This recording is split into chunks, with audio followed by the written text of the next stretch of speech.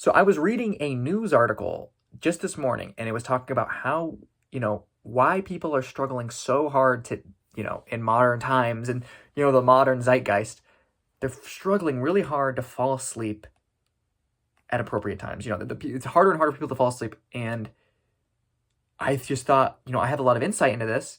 I have a lot of advice. I have a lot of ways to fall asleep. My background kind of perfectly made me the perfect candidate to teach you about how to fall asleep better. And so, because of so many people, because I read that, okay, I didn't read an article that said that. I want to be frank. I did not read an article that said that. I just wanted to, I, I pride myself on my honesty. And that was a way I thought I could go about starting this video. That seemed like it. Okay, my actual motivation for wanting to create this video is because I need to make more videos relating to sleep and sleeping techniques.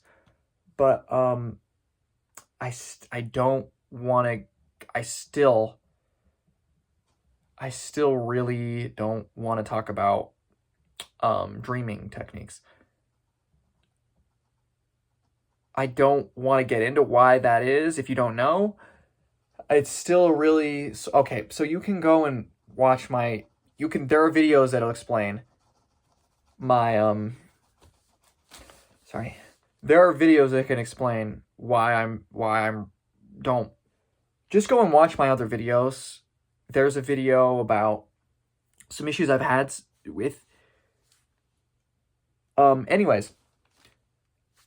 Done with that. I'm just going to be giving you my advice on how to fall asleep. How to fall asleep quickly. I have 4 crucial pieces of advice to fall asleep as quickly as possible. 4 very, very, professional techniques I've developed or learned from other people or whatever, blah, blah, blah. This first one is to be a little controversial because I think the conventional wisdom is you do the opposite. But the first piece of wisdom is to eat a sizable, decent meal before you go to bed. Now, obviously, as I said, it's kind of, people kind of think like the opposite. It's like, oh, you have an upset stomach, why would you want to go to bed right after that? My motivations are simple. It's because if you think about your body, why we want to fall asleep, we want to make the transition for our body to be from awake to sleeping. We want to make that as seamless as possible. And usually when you're sleeping, you're not digesting food, because usually you're not eating throughout the night. Obviously, you're not drinking or eating throughout the night.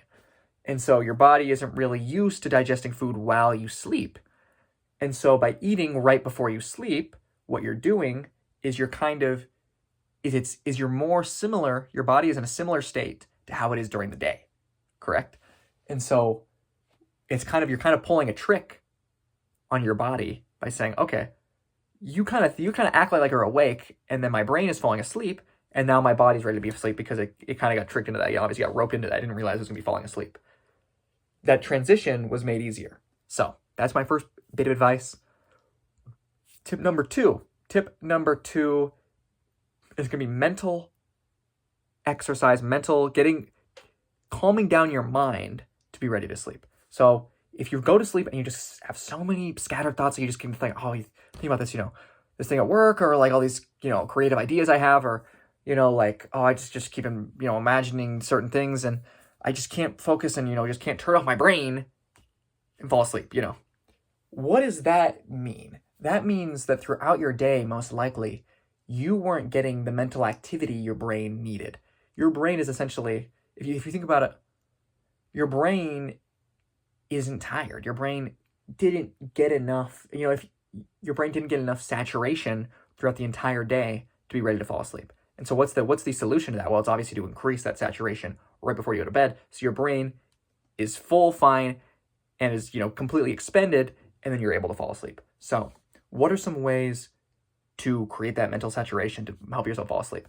Well, basically any activity that is going to create a high concentration of dopamine, high concentration of, adrenaline, any activity that's going to power you up, amp you up, make you excited, that is what you want to do right before you go to bed. Therefore, your mind's going to be all expended for when you fall actually asleep. So, what are some good examples of this? Well, I think a lot of this is, one way in which people kind of alleviate it. If you go on your phone and you scroll TikTok or Instagram or any like sort of social media, watching those videos, just constantly scrolling, going through different social media feeds, you're constantly getting new information into your brain. Your brain's constantly being distracted from the next thing. Okay, and you're absorbing so much information. This activity is filling up your brain, and it's kind of toning you down to be ready to go right straight to sleep. It's like okay, it's one of the most energizing, mentally fatiguing activities you can do. And eventually it gets almost old. Your brain can't handle it for too long. It's not it is a little addictive while you have the energy, but eventually you're going to be, I've scrolled enough for today. I'm not going to do it anymore. My brain is expended. I'm ready to go to sleep. So, that's the simplest thing I can think of. Obviously, playing a video game while you watch, a TV show or something, multitasking like that. Those sorts of activities are really good for expending your mental energy too. But yeah, social media, scrolling through social media feeds, that's a very, very efficient, quick way of, just expending your mental energy and making you perfectly primed to go back straight to sleep. So my technique number 3 is a little bit more meta technique. And it's about manipulating your sleep schedule. So lots of times your literal biology might just not be primed. You might not, people say morning person, night person. You might just be forcing yourself to work around a schedule that isn't working for you. So if your body, if you're trying to go to bed at, midnight every single night and it just can't seem to work, your issue might be that maybe you're just not built for going to bed at midnight. Maybe you should be going to bed at, later in the day, 1 a.m., 2 a.m., 3 a.m., whatever. Maybe that's really when your biological clock is yearning for you to be actually going to sleep. Maybe that's the time you're actually primed for what you're programmed for. Now, it's kind of hard to tell exactly if that's the reason, but everyone kind of has these schedules or work around. And obviously, like if you need to be going to sleep at a certain amount of time, if you can't, sometimes you can work around it, but you do have this biological basic circadian rhythm. People don't say circadian rhythm, for something that you can just kind of, this is an innate biological thing. And if your body just isn't built for going to bed at, 1 a.m., you might have to stay up later. And this is the nice thing. If you're struggling to go to sleep one night, just stay up later. You're going to have gone through more of the day. You're going to be using your mind more, and you're being perfectly primed, to go to bed. If you stay up, you can't go to sleep at, 2 a.m., then, staying up till 3, 4, 5 a.m., by then you're going to be expended. Perfect opportunity for you to go to sleep. So those are my first 3 techniques. My 4th technique is kind of, these first 3 techniques should cover most scenarios. But this 4th technique is like, once you're really, really struggling, this is kind of what you kind of default to. And this is kind of just your most direct, immediate thing. If you need to go to sleep right now, this is what you should be doing. And this is going to be a visualization. This is basically this is a technique you can do right before you fall asleep. So maybe the issue isn't that you've got too much mental energy. Your issue isn't that your body is physically not ready to go to bed, or that your sleep schedule isn't. Maybe the issue is your mind isn't having a motivation to go to sleep. Obviously, you can't just do something without you can't do something without a reason to do it. And so this 4th technique is a visualization technique. It's basically going to be, why am I going to go to sleep right now to wake up for? And basically, what you're going to do is you're going to close your eyes. You're going to visualize the person you detest, you despise the most, living person, I should say. The living person you detest, you despise the most, visualize them as deeply and as consciously as you can. Visualize just them in a scenario, them living life, them on top of the world, essentially. Imagine them living like a very happy, satisfied, whatever life. And now you're going to visualize this, and you're going to repeat inside your mind. Obviously, you don't need to say this out loud, but you're going to say, I will get the better of you. I will get the better of you. I will win. I will win. I will win. Or those are just some examples. You can also say, like, I will defeat you. I will prove myself right. I will humiliate you. I'll be laughing. I'll get the last laugh. Those sorts of things is what you're going to tell yourself.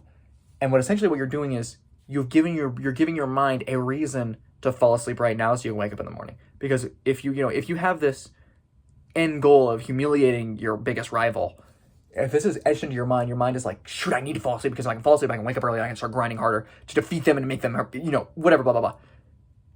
If you give this goal to your mind is going to be more, your mind is going to be able to put in the extra thrust to bring yourself to sleep faster and wake you up earlier so you're ready to get back at this person.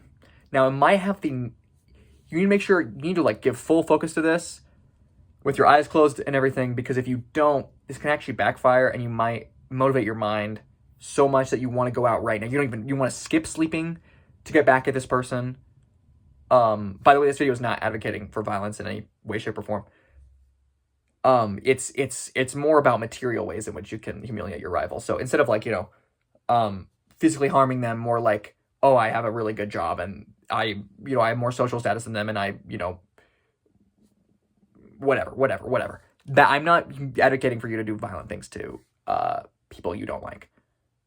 Not to say you never have a justification to do those things, for the record, but I don't know what circumstances you're in. I am not going to give a statement on what you need to do to the person who has humiliated you the most. I am going to be agnostic towards that. But what I am saying is there's a secret side effect that maybe if you meditate on this too clearly and you're not trying hard enough to go to sleep, you might just wake yourself up and you might be so inspired to get revenge that you just go and, do things right now. You pull an all-nighter and do it. Anyways, that should be all of the techniques. Make sure you write these down somewhere. And start practicing them every single night. And you will be getting the best night's sleep you have ever had. You're welcome.